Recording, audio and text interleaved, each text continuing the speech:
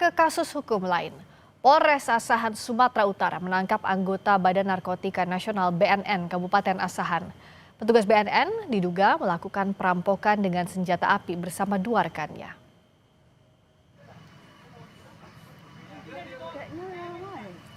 Aksi perampokan sempat rekam kamera warga. Dalam video terlihat bersama dua rekannya, anggota BNN bernama Haidar Rizal Fikri menjalankan aksi dengan membawa senjata api laras panjang.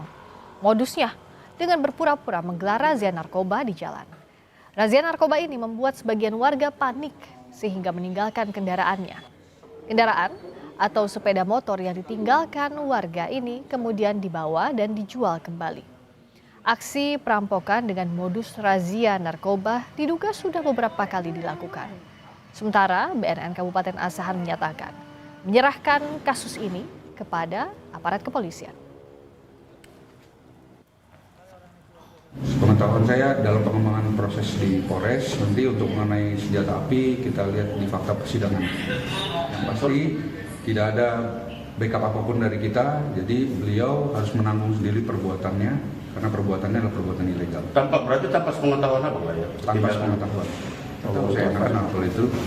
Jadi yang murni pegawai, oknum pegawai adalah satu orang dengan inisial HRF itu. Bang.